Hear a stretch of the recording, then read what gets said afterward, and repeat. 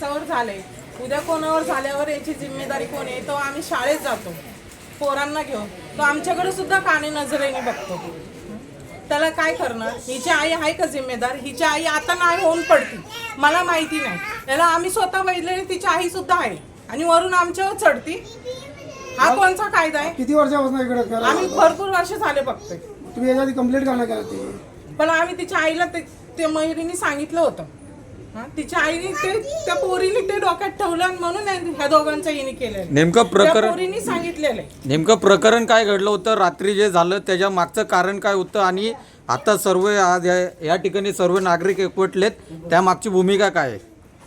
ह्याच्या मागची त्या दोघांचं बोलणं झालं असं. नाव नाव नाही माहिती. हा बोला बोला. नाव नका घेऊ, नाव नका घेऊ. पण बाकीच्यांचं मला नाही माहिती. त्या दोघांचं बोलणं झालं असं आणि त्यांनी तिच्या नवऱ्याला धमकी दिली का मी तुझं विकेट पाडणार, तुमच्या दोघं नवरा बायकोचा. हा कोणचा कायदा आहे? त्या पोरीने आईला सांगितलं पाडल्याशिवाय राहणार नाही. त्या दोघांनी मिळून केलेली ही काम आहे. हिला पण अटॅक झाली पाहिजे, त्याला पण अटॅक झाली पाहिजे. मोठ्या मोठ्या जवान पोरी आहे, त्यांच्यावरती अन्याय झाला तर कोण जिम्मेदार राहणार?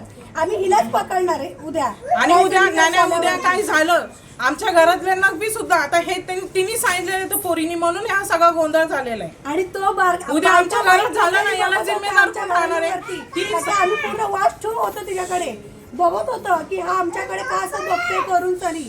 रात्री पण तो आलेला होता. रात्री पण तो बोलला की याला सोडणार नाही, पण आम्ही असं वाटलं की काही होणार नाहीये, पण हल्ला झालेला आहे. आणि आम्हाला पण खूप बघून म्हणजे कसं तरी झालं ते बघून चालू खूप वाईट वाटलं. आज ते भाऊ आमच्या समोर रडले सुद्धा दवाखान्यामध्ये, ते बघून सुद्धा आम्हाला वाईट वाटले. म्हणून आम्ही मीडियापाशी समोर उभं राहिलोय.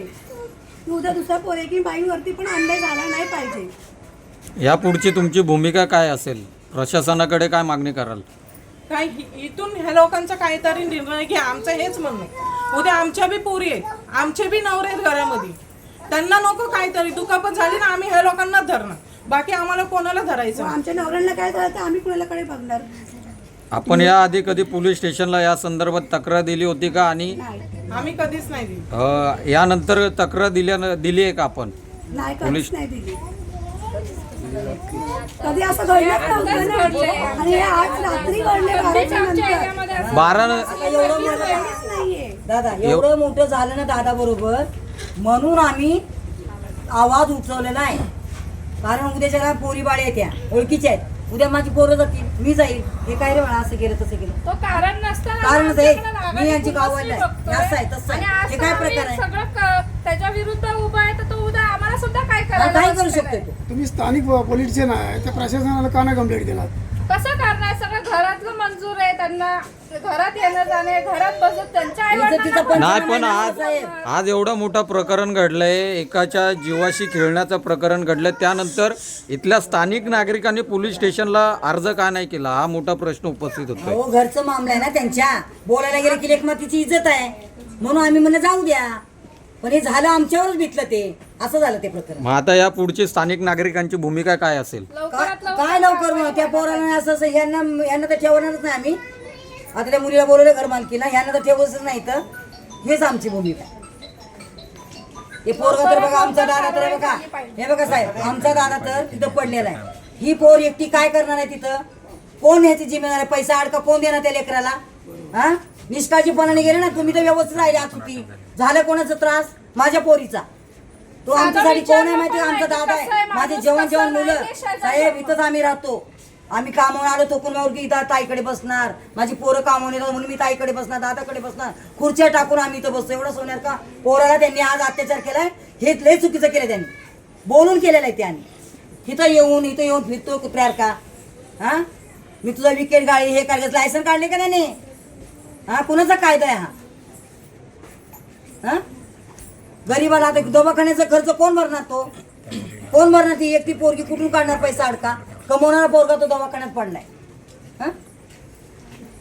मावशी, आता ऐकण्यात आलं होतं की इथल्या काही लेडीजने प्रश्न विचारले होते की त्या मुलीला आणि तिच्या घरच्यांनाही पोलीस कंप्लेंटमध्ये अटक करण्यात यावी, त्यांच्या विरोधातही गुन्हा दाखल करण्यात यावा. याबद्दल आपलं काय मत आहे?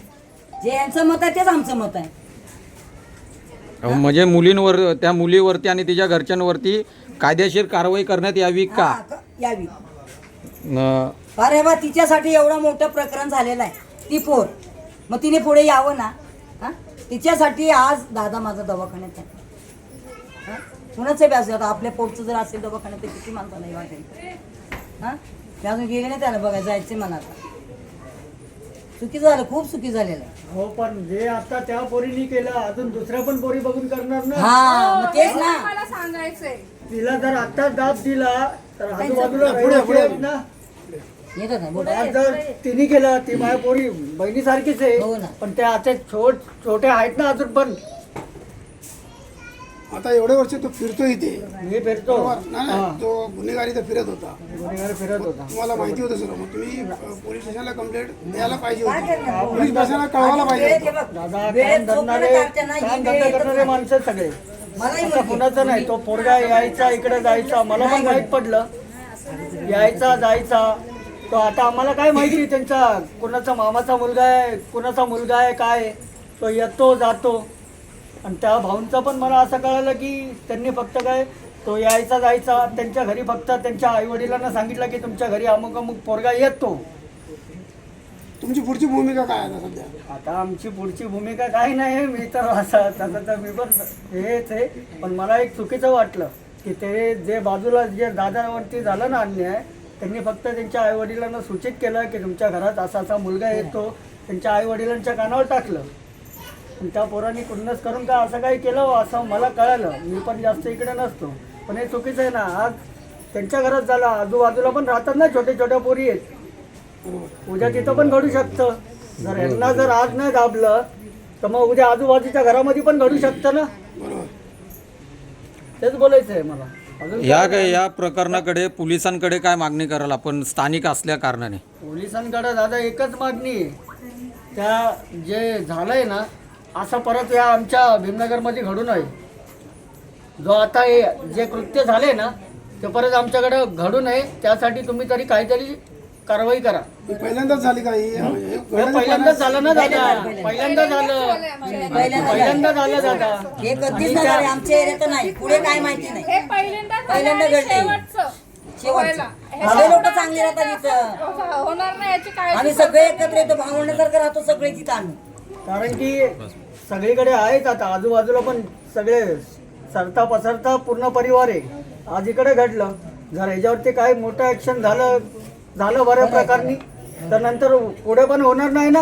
नंतर आता असं सोडून दिलं, झालं मिटलं, आज इकडे झालं उद्या तिकडे होणार, परवा तिकडे होणार. त्यांनी काय केलं नाही म्हणल्यावर तुम्ही आम्ही बी करू.